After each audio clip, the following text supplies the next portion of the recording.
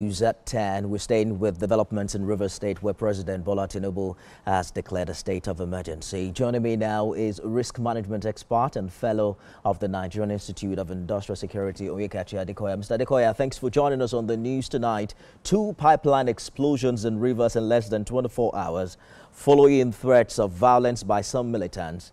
What's your assessment of security situation in that part of the country before the president's intervention? Thank you, Nifemi, and good evening to the viewers. The assessment has been that of a concern for some time because the political actors were not contributing to peace, as it were, and the drums of war had been beating for some time. This is against a backdrop of the fact that we've ramped up gas production ×2 of what we used to do. Crude and condensate production had gone up, peaking to close to 2 million barrels a day. The knock-on effect is that we've seen for the first time in a long time our balance of payment become very positive, all thanks to some of the efforts we're seeing and the ramping up of production, particularly along the river's axis. So to have within 24 hours, 2 pipelines go off.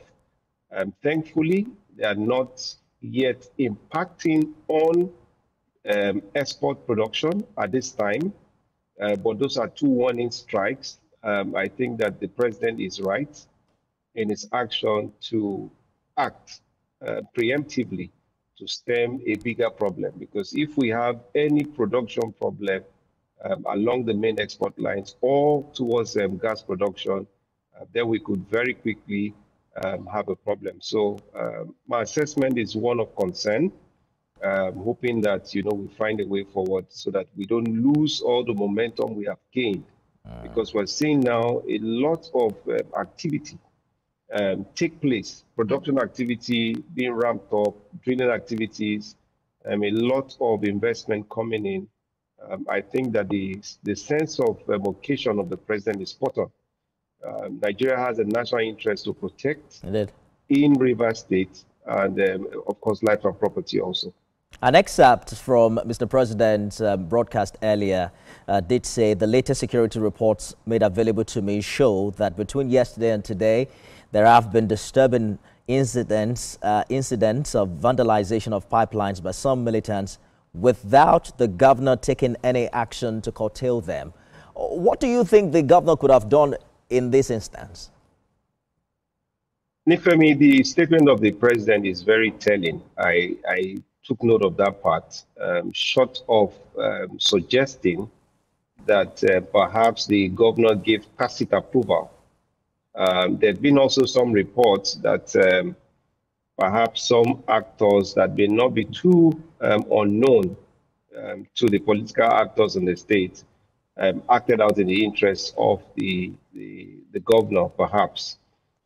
So it's a very telling statement. What the governor could have done, first of all, was to disavow those people, to come out and make a statement, suing for peace, as he's always done, and disavowing of those people. And we must remember that the governor is the chief security officer of the state.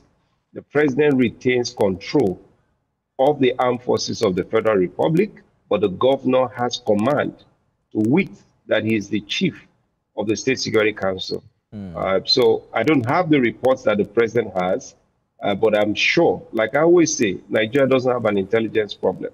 So I'm sure that the president has some report he's looking at, and he's acting on the basis of those reports. From your experience as a security expert, will a state of emergency guarantee peace in Rivers State?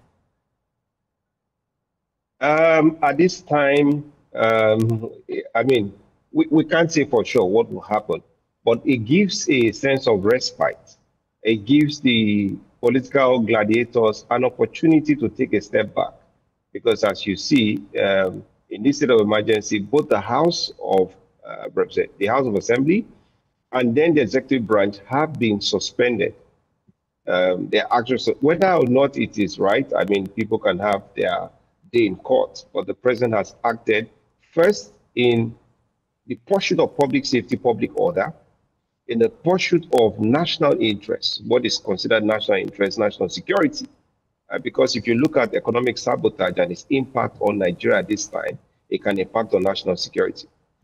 So that's the first part in which the president has acted. And I think that should be the focus.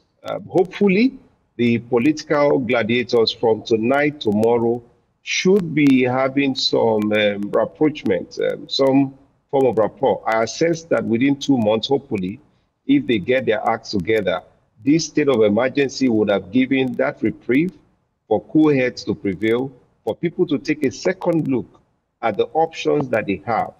Because the president did say this is for the first 6 months. And I'm sure and I'm hoping that the president is also hoping that within the 6 months window, these people will find a way forward in the interest, as the president has said, of the Rivers people. So the state of emergency may not be the only solution. As the military always say, the military cannot always be the solution to all of Nigeria's problem. It is highly hoped that, you know, with the stemming of the ugly drums of war that are going on, there's a room now for some rapprochement and some discussion. So the state of emergency is a means. It's not an end in itself. It's just a means to an end. What is the extent of military expression under a state of emergency? The new administrator that has now been nominated by Mr. President is a former naval chief. What role do you see the police play alongside the military? Does the police have a role to play in all of this? Absolutely. So we must remember that when a state of emergency is declared, the president in effect assumes responsibility and the federal agencies come into force. Remember that the federal police is a federal agency and it's also a law enforcement agency, as with every other federal agency within Rivers State. In the case of the scope of the new military administration, it's quite limited, and the president has limited that scope in his speech. Before the military administrator will proceed to his new posting, first of all, remember he's a retired, distinguished naval officer. He will have received what is called a presidential brief. In that packet would be the set of tasks set before him. Thankfully, the state has laws that are subsisting, and the president has said the new military administration would not make new laws. When new laws are needed, then the National Assembly will be called into action, and of course the president by proclamation will also. So I think the scope is clear. All right. What the intendment is to stem the ugly tide, prevent the disruption of all the progress we have achieved. Nifemi, we have achieved significant progress in the oil and gas sector in Nigeria. It's not a knee-jerk reaction from the president in any shape or form. It's quite preemptive. And I'm hoping that all the political actors will take the opportunity of this occasion and sue for peace. Risk management expert Adekoya, thank you for shedding more light on this development story. Thank you. What the state of emergency portends for Rivers State, for the avoidance of doubt, President Tinubu's declaration tonight means that Siminalayi Fubara ceases to be governor of Rivers State for 6 months in the first instance. The State House of Assembly has also been suspended for similar duration. Now, Rivers State will be administered